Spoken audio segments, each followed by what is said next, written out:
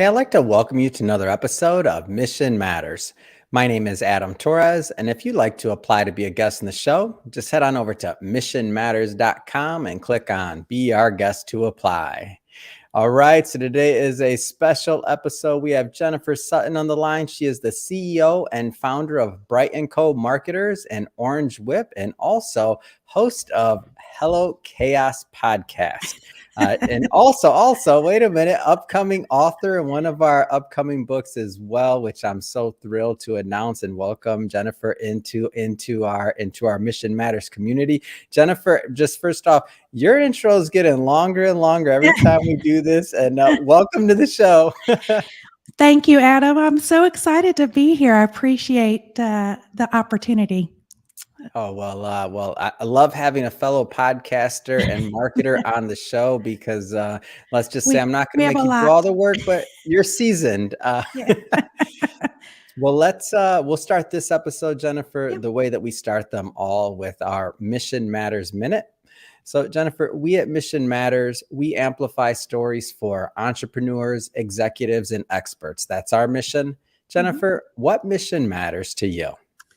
Well, at Bright Co., our mission is to be the most innovative and dedicated and productive marketing and communications firm, providing growth companies with a level of thinking and integrated solutions that surpasses their highest expectations, where our motto is, we work hard so our clients don't have to.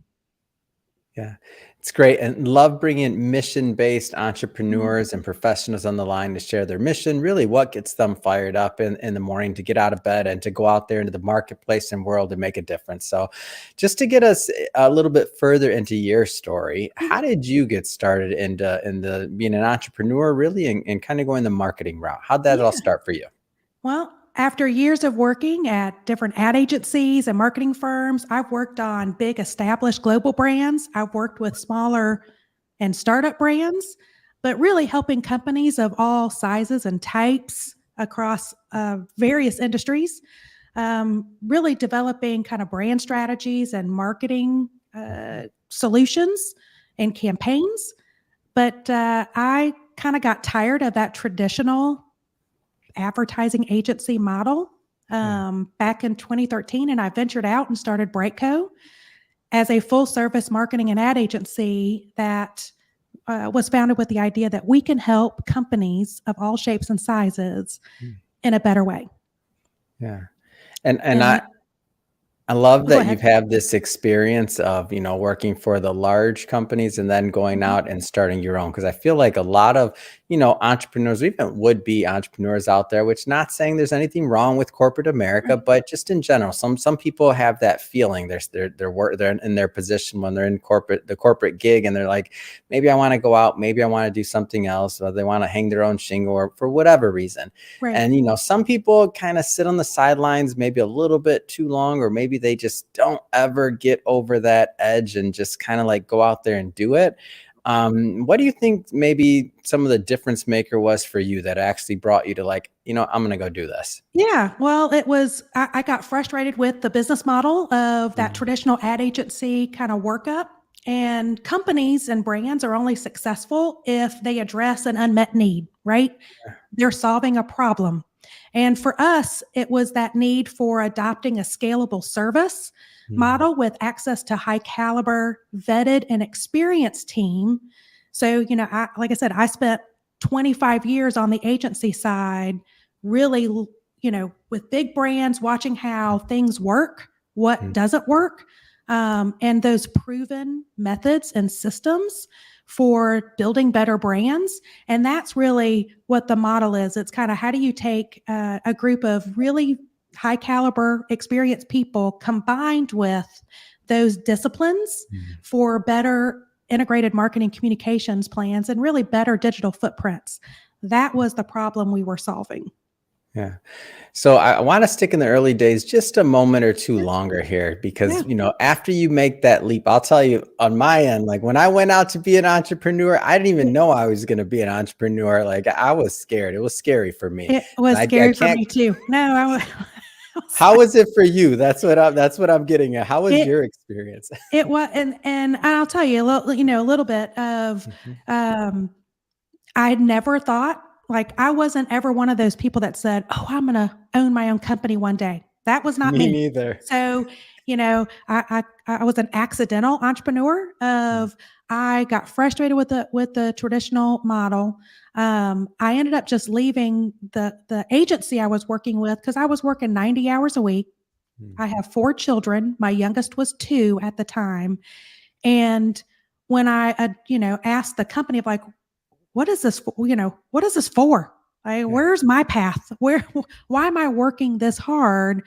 Mm, And they really didn't have a career path for me. mm, So that's kind of why I said, well, you know what? I'm going to give myself some time to figure out what I want to do. Do I want to go work for corporate America? That was one option. And so I started looking and interviewing with corporate America. And then I mhm, started looking and interviewing with other agencies, mm, some bigger, some smaller, and listening to some of the stories of founders of these, smaller boutique, mid-size, agencies. One, they didn't have near the experience I had yeah. from branding and strategy and the data analytics side, Mhm, or working with the caliber of brands I had worked on. mhm, And I was like, "Oh my gosh, if you're successful, why can't I be successful?" And during kind of that moment, I had left the company to kind of say, "You know what? I'm just gonna figure out what I'm gonna do. I'm gonna take some time to figure yeah. out what my path is." I ended up working fractionally for a couple of agencies and a couple of brands, but my phone was ringing off the hook from all these people I had worked with in agencies, from creative directors, research people, experiential folks, art directors, copywriters, um, media buyers, Mhm, digital developers. And these folks were either, in one or two kind of shops. They were in these little silos and had built their own little client bases, but it was their clients were challenging them to go, "You're a great art director, but I need somebody that can help me mm, with X, Y, and Z." yeah. Or, "You're a great media buyer, but I need somebody who's going to develop my campaigns." And no Mm, one really had the infrastructure developed to go, how do we bring all these people together? mhm, And so I, that's what Brightco was founded on, of recruiting this high caliber talent, but at the mm, same time, bringing these proven discipline methods for building brands, developing mhm, IMC, having integrated solutions that mhm, generates better results. So it makes everybody on the team perform where their strengths are and where their passions are. yeah. So that's where I said, we can do something a little bit different. And it was in that business model. So, and you used the word fractional. So, maybe some people listening to this aren't. I want to stick on that a little longer. Yeah, So, the idea of a fractional CMO or a fractional service, and part of what we're talking about today really is how you that's right. outsourcing different types of marketing. Can you kind of explain that concept a little bit? Yeah. So marketing, and you know this, Adam, but marketing has become extraordinarily complex, Yeah. right? People either don't understand what marketing from the full Mm, spectrum is. They surely don't understand what brand is and brand strategy. Media has become so explosively complex. mhm, There's 1,000 tactics to choose from, um, 1,000 tools and technologies, right, that are out there. So, and many companies have fractionalized a lot of their marketing efforts. So they might have a marketing manager that has hired a web company, a PR yeah. company, a social media company, a digital company, but everything is in these silos. And so Mhm, they're being challenged by their CEO to go, where's the money being spent? mhm, Sometimes it's in-house teams where all that overhead, or I was like, it's fractionalized where the results aren't happening.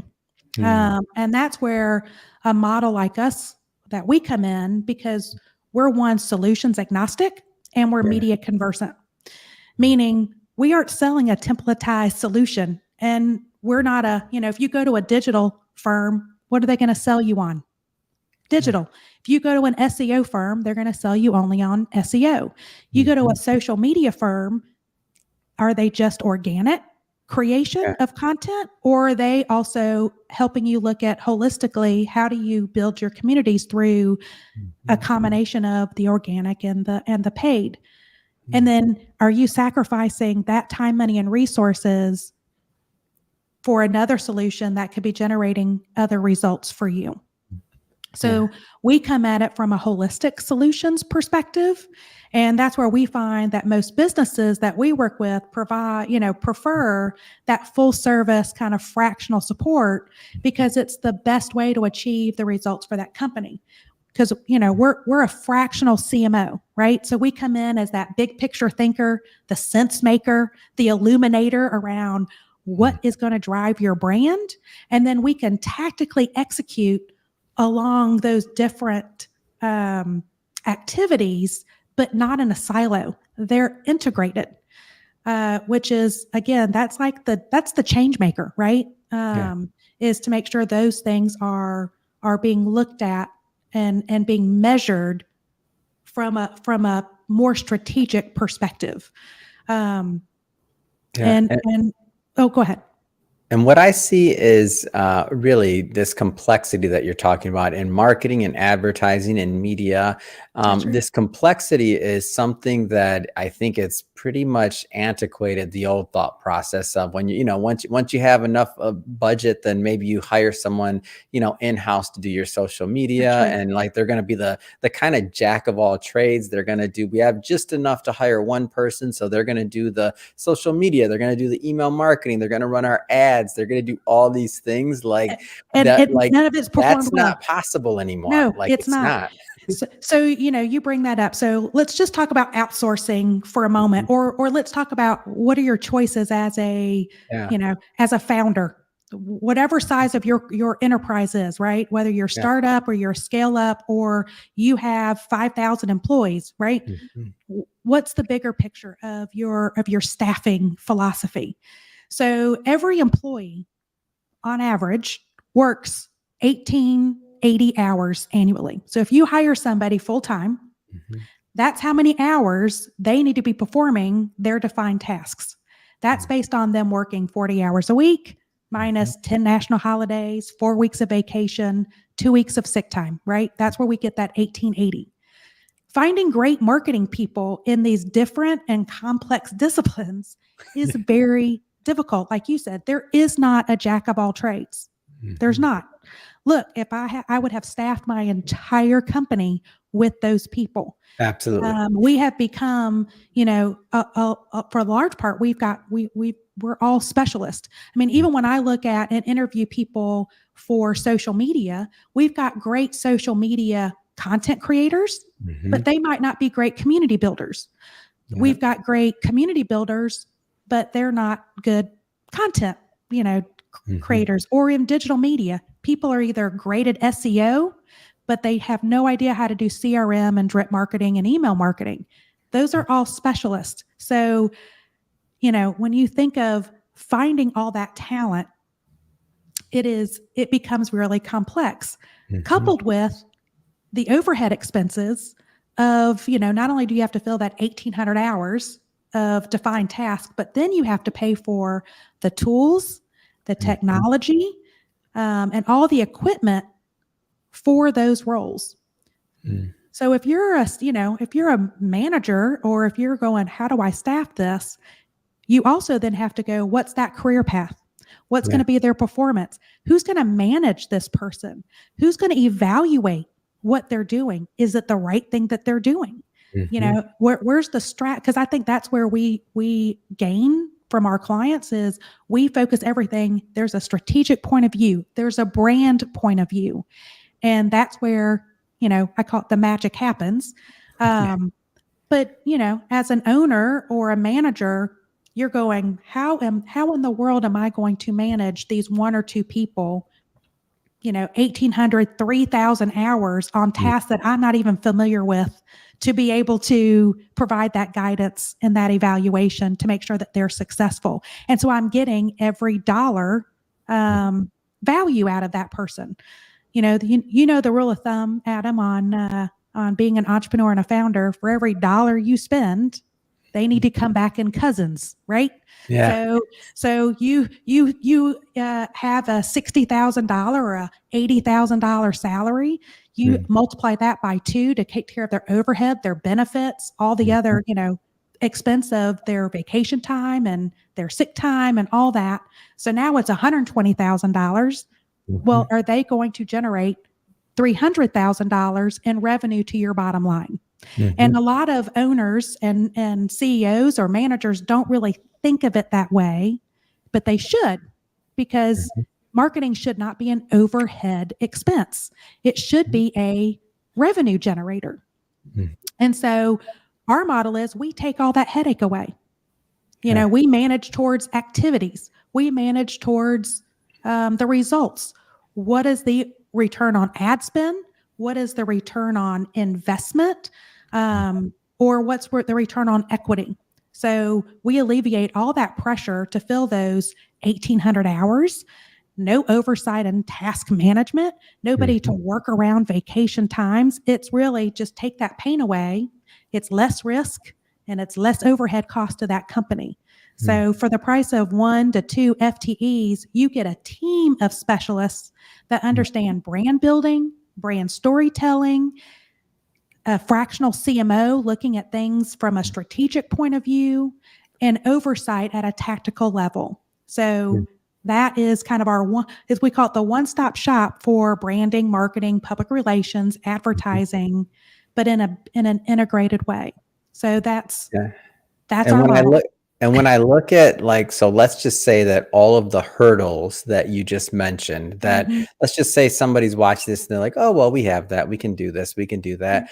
That being said, what I've found is even, when somebody does kind of go at building it that route, unless it's their business, I've found that over time it gets stale. Because what happens is somebody, if you're that department or those individuals that you're building up are only focused on your business, then guess what they know? Your business. When I think about the fractional side of things, there's this whole other layer of benefit for the fact that that particular agency is not just working with your business. So it's their job to stay up to date on what's going on in marketing in general, not just for you, but for their other That's clients right. as well. So when you think about the learning that takes place cross industry, cross sector, cross size of businesses, That's as right. you see a business going from one level to another level in terms of size or growth or other things, and kind of being able to foresee what those challenges will be.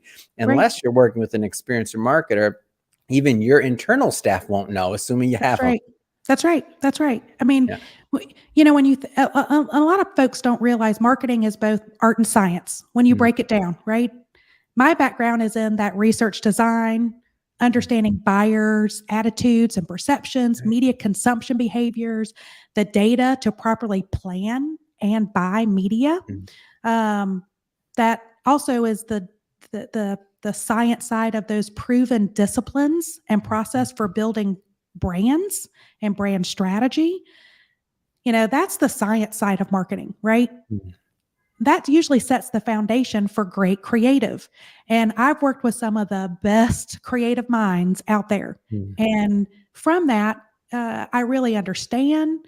And our team, not just me, but our team that we've built, we understand, appreciate, Mm. we respect the art side of what it really takes to create a great brand identity, to tell a great story, to know how to direct the visuals in a way that's going to get noticed, Mm. and turning those into great campaigns, and full brand programs, because a lot of folks think, I mean, you look at today's TikTok and YouTube, you see this of, I'm just here to engage, right? Yeah. I've got 100,000 views on that viral video, and Mhm. then going, but nobody knows who you are. Yeah. You haven't developed a brand. Companies are commodities, right? Mhm. That's what a company is. But a brand is a value. Mm. And that's creates, that's a difference maker Yeah. of, And so a lot of people are under this impression of that's what social media is you just got to throw stuff out there. You got to just throw content out there. But brand storytelling is different. Content generation and content marketing is a piece of brand storytelling, but it's not enduring. It doesn't lift. It doesn't build the equity. It doesn't build the value. And that's I think is the difference maker. And where I think it's getting lost in this sea of, I think, sometimes sameness. And it's a challenge. And I think that's, to your point, a lot of companies that have said, I'm going to bring these people in-house, they either have the limited experience, or if they are experienced at a higher level, maybe they don't have the tactical knowledge to execute. So, we like to say that we're the brand strategist, we're that dot connector, we're the integrator, but ultimately we're the true catalyst and the change maker within that company to help them scale and grow, because that's where real magic happens. It's when the science of marketing is seamlessly combined with the art. And I don't think a lot of people recognize that's the power of great brands. Apple is great for a reason. They've invested a lot of money to make sure that they've got the foundation of the data and the processes and those disciplined systems to make sure that their brand is consistent and their story is being told effectively across every single touch point, both externally and internally. Yeah. And so I'd be interested to hear this from your standpoint, because a lot of experience in marketing in general. When it comes to trends and different things that are going on in your space, I know this is a broad question, but it's intentionally broad. Like, what interests you right now? Like, what excites you about marketing in general, whether it's advertising, MarTech, social media, what gets you excited? So a couple of things, couple of trends that are happening. All these AI tools, right? Yeah. A new one pops up every day. For sure. Every day. My team laughs at me because I go down at least every other night. I come back in, I'm like, I've gone down an AI rabbit hole. I have found 6 other tools that I want to check out. But it becomes overwhelming of, even just doing my own homework of, does this help scale my team? Does this does this help bring my costs down so I can get better margins on our service delivery? But it gets, you have to do an evaluation in your own matrix and criteria. That takes time. We've been doing that over the last 6 months, but it's exciting to see a lot of these tools, and we've shifted some of our processes. Not necessarily that it's benefited our client. It's been more of, it's streamlined us in our collaboration efforts, that we have adopted several of these tools. And again, they're coming out every day. And also trying to champion but you can't lose the ability to have a human eye. We have tested some of the AI tools of the design AI, some of the copywriting AI. They don't replace a great copywriter. They do not replace a great art director and graphics professional, because they are looking at, how do I templatize something, and and then you're back into the sea of sameness. And they're, graphically they look great, but they fall flat from a big idea and telling a brand story. So even though it might shortcut some ideation, it might shortcut some, there's ways to use that tool from a creative team, but it definitely doesn't replace great creatives and that great, the art side of it. It just might help us amplify or streamline some of our processes. So, that's a big trend. It's being discussed a lot in the ad agency, model of, does ChatGPT replace a creative team? No, it absolutely does not. So if brands and company are out there going, oh, well, I can just have this tool, I don't need an agency. And it just, that I'm going to tell you right now, it does not. You have to have an experienced human eyeball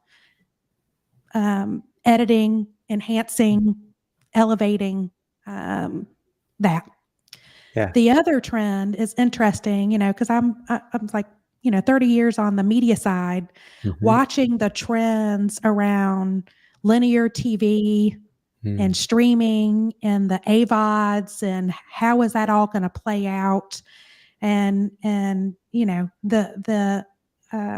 is an advertising revenue model dead because everyone's going to the subscription path, and what's the power of membership and subscription? And what I'm seeing is, no, actually a lot of these subscribers, like Netflix and stuff, they're all going to look like broadcasters here Yeah. in the next, like, within 5 years. We Mm. will, and they're all going to buy each other out. We're going to be back into, the 5 big broadcast networks, or I would Mhm. say 4, with CWs trying to come in as, a stronger broadcast, being a real broadcaster. Mhm. And then I think we're going to end up being, 2 or 3 streaming models, because we as humans, we can't adopt Yeah. the 9 streamings and the Not 5, gonna like, happen. and then all the cable networks. I mean, so the streamers are going to act more like broadcaster mixed with cable. Mm. And it's going to have a big fallout because it's not sustainable. So that, and you look at who's watching linear TV. It is, it's the baby boom generation who has Mhm. the most disposable income.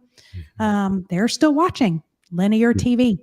And so, the magic TV demo of 18 to 49, I think, will become obsolete in linear TV. It's going to be more of a 35 to 65 is going to be the magic demo. That's not been really talked about. That's just, Jennifer Sutton's personal opinion, just Yeah. watching the data. Mhm. So if I'm NBC or CW, that's where my programming is going to appeal to, and then anything that goes on my streaming apps is going to be geared to those younger audiences Mm. that want content, a content churn. But that's kind of fascinating to see the TV landscape kind of changing, and it's going to be, like I said, we're going to see a huge evolution in the next 12 to 24 months.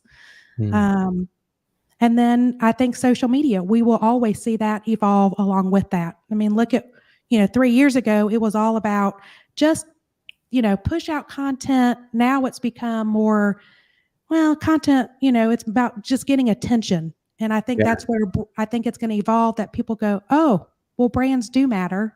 You mean Mhm. I got these 100,000 followers, but if I ask anybody, are you doing business with me, or do they even know who I am, both Mhm. as an individual or a company, the answer is going to be no, and you've become a commodity.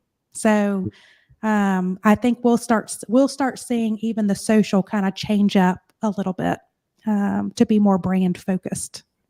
That's Yeah, I one do thing that. think it is exciting, like, what's taking place. I love being in this kind of renaissance of marketing, in my opinion, with Mhm. all the things that you're mentioning. I wanna shift focus here a bit, Yeah. just slightly. So, Orange Whip, Yeah. how'd you come up with that idea? Oh my goodness. So that's a great question. So brands, again, are only successful if they address an unmet need. Mm. And for us, it was, why we created Orange Whip was we wanted a media company Mhm. that delivers information and access between founders and organizations and the resources that accelerate their business growth. Mm. That's where, as a founder and entrepreneur, I felt isolated. I don't know about you, Adam. Yeah. When I started the company in 2013, I didn't know about resources that were there Mm. from, and you heard about, SBDC, or, there's a women's business center. Mm. But one, it's like, what do I need to bring in there? Oh, Mhm. I'm kind of intimidated. I don't know where to go. And it took me until 2018 to really get involved in an accelerator program. and really kind of build a community and really get a sense of the power of a community where I didn't feel alone. Finally, I found people that are like-minded, that I can have really private, vulnerable conversations around, my struggles, the barriers, with whatever. And then, that was on a local level. And I kept, I felt like, God, that everyone feels like me. I'm not alone. We're all Yeah. facing those barriers. But then I started working in these larger national accelerator programs, Mhm. and I was hearing the same sentiment. People in, a bunch of entrepreneurs in the Oakland area or San Diego or Seattle or Indianapolis and Columbus, Ohio and Austin, Texas and Dallas, Mm. Raleigh, Durham, Atlanta. I mean, the same issues of, I, I see my city talk about entrepreneurism, but it's the Mhm. same 4 or 5 or maybe 10 people that all don't look like me. So Mhm. maybe I'm not an entrepreneur. Maybe I'm not an innovator. Mm. Um, maybe I'm not welcome at these events and these Mhm. community building involvements, or, just not being knowledgeable about the resources that can help you, whether it's startup, scale, Mm. create an enterprise, or prepare yourself for an exit. Um, and when I started kind of voicing that to organizations like the Economic Development organizations, or maybe Mm. that, I've talked to different municipalities, chambers of, is this really a problem? Like, I'm not aware of all these resources. Yeah. I'm hearing that from other founders. Why are you guys not collectively coming together and creating kind of a content hub? And Mm. they're like, we can't. Mm. We all have our own agenda and our own mission. Um, just focused on high founders and entrepreneurs doesn't really fit our mission. Mm. Even like think of it from business media. For sure. A business journal has to serve the broader business community. Mhm. They might only run an entrepreneur or founder story or like tips and tricks or, you know, a few times a year and really Right. kind of go deep dive. And they're surely not going to create a resource directory or curate, an events calendar and Mhm. and find all the deadlines of grants or Yeah. accelerator and incubator deadlines. Mhm. They're not going to create this hub. So as I started kind of going, this is a problem, they're like, yeah, we need a solution, but it needs to be focused on the local level. So Mhm. that's why we created Orange Whip, which is multimedia company. We're independent, so we're not associated with one of these organizations. So there's Mhm. no competitiveness. We're independent, multimedia, and we bring what I call real world nitty gritty content. It's Mhm. unvarnished viewpoints that support the growth of local founders, startups, and scale ups. We have these hyper local platforms. They're really innovative digital magazines that are aimed to inform, inspire, and motivate entrepreneurs and founders. Mm. Um, oop, did I lose my signal? Oh, might have for a second.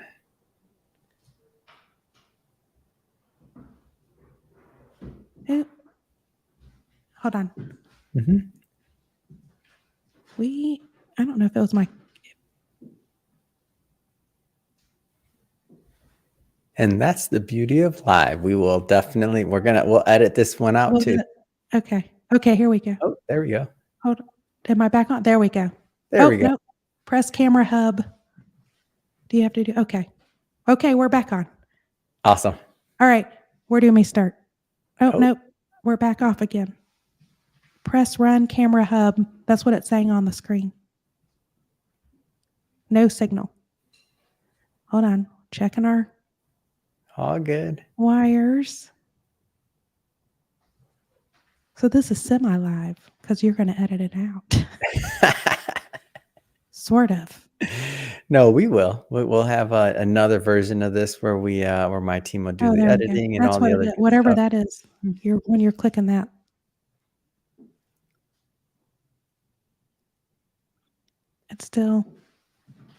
It's not on yet.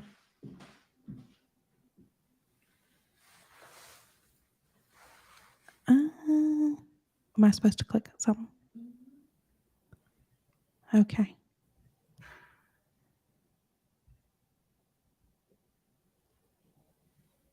All right.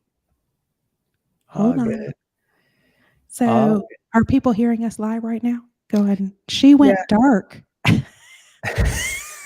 So I can All good. continue to talk. That's the beauty of live. It's expected. It happens from It time to time. says we're hold on. We're still, for whatever reason, it just like the signal just stopped. The input from our camera. That's weird. Maybe Hold on. There we go.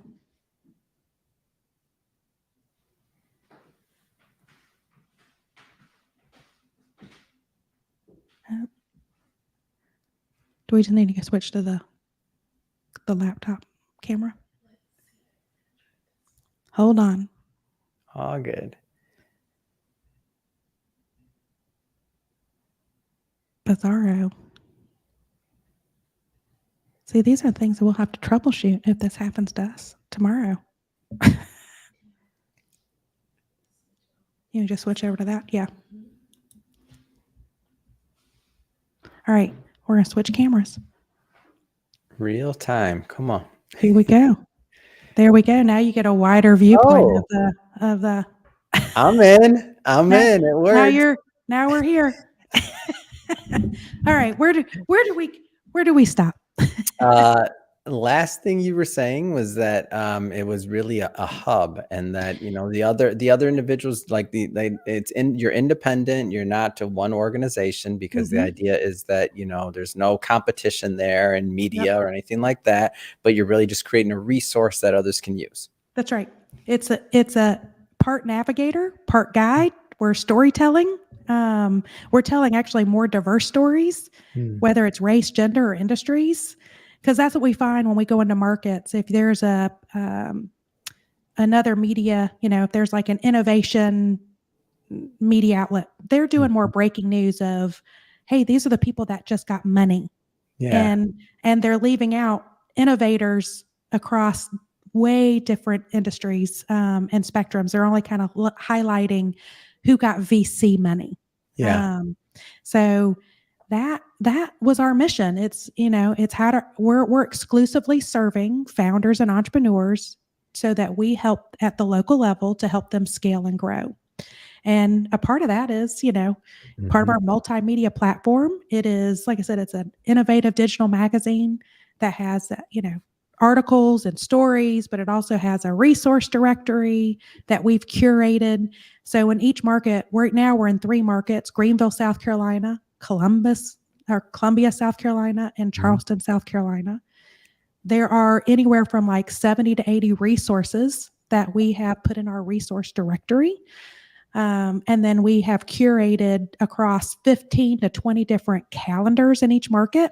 Wow. So that we curate every month and, update that real time.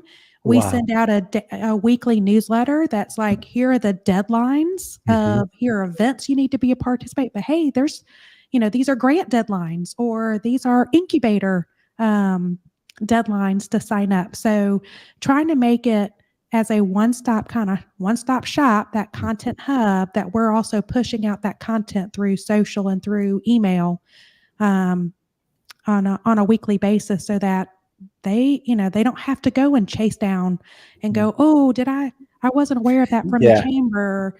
Oh, they don't have to go and source all these different calendars. So that's what we do.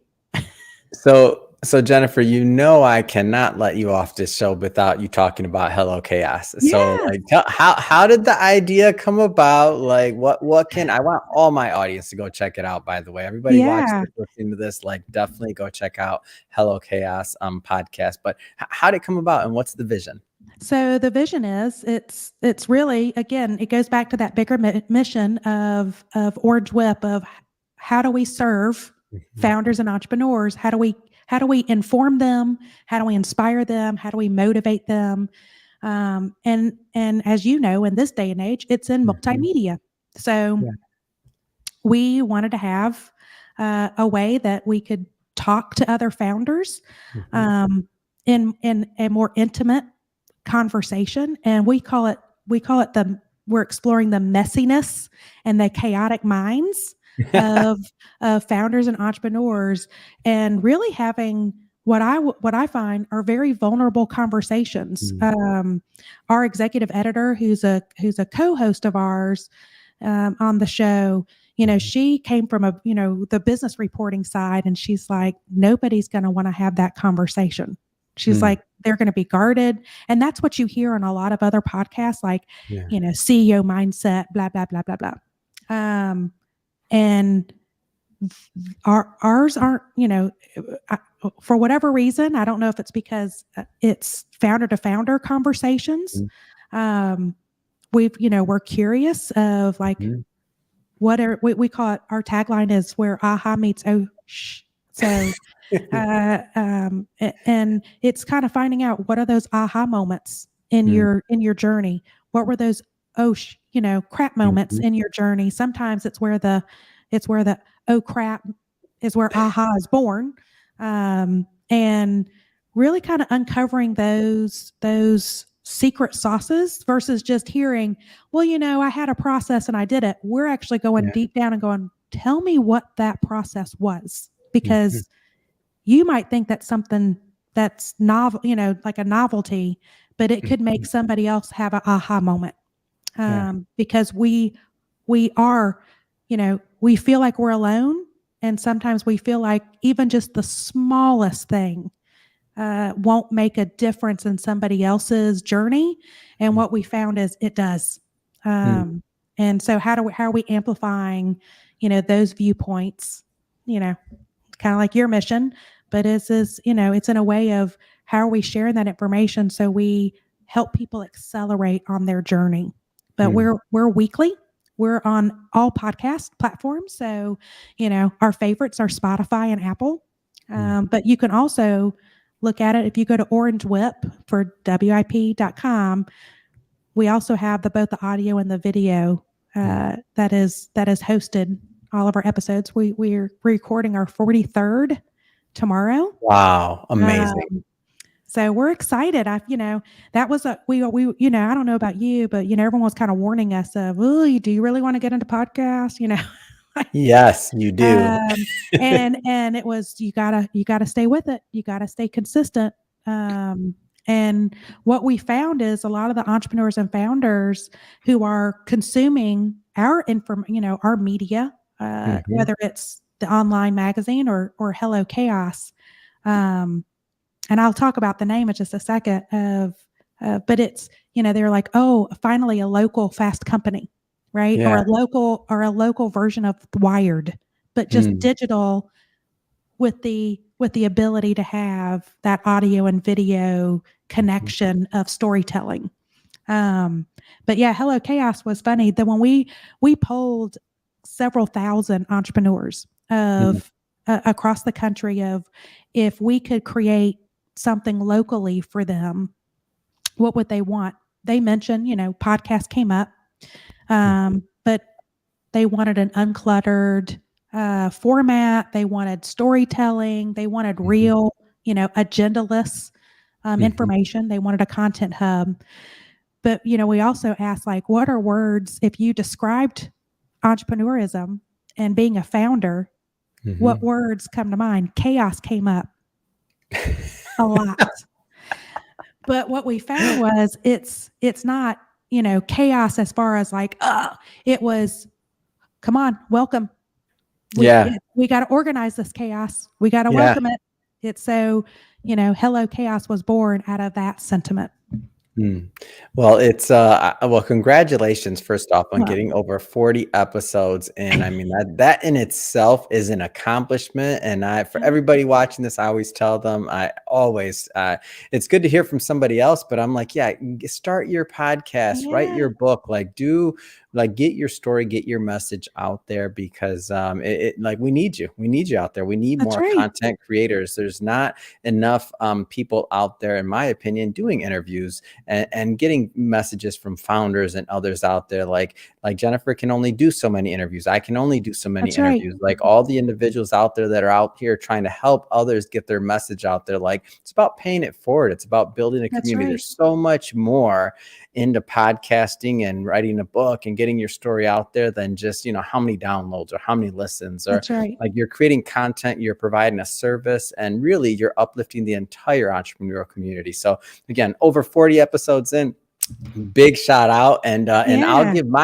give my 2 cents on why your show's great and why it's so real. Is I think that yourself and your co-host, like you both are so authentic in the message that you're delivering. Like you don't hold any punches. I watched a couple episodes, Yeah. and they're not only like who you're interviewing is not only sharing maybe some of the things that went when not as planned during Oh, their entrepreneur career, but you also you match them. You're like, me too. Like that's right. I can remember when I've this happened teared in up our on career. that Mhm. a few episodes of, yeah, because So but you're right, it's community building. I I'm think I'm the so real glad of that it you draws people out in your show. Like, and that's what draws out, I think, great content from your guests as well. And that's where I think it's just an enjoyable experience to listen to. And we'll put all that, all the links to all of that into the show notes so that our audience can follow up and listen. But speaking of that, yeah.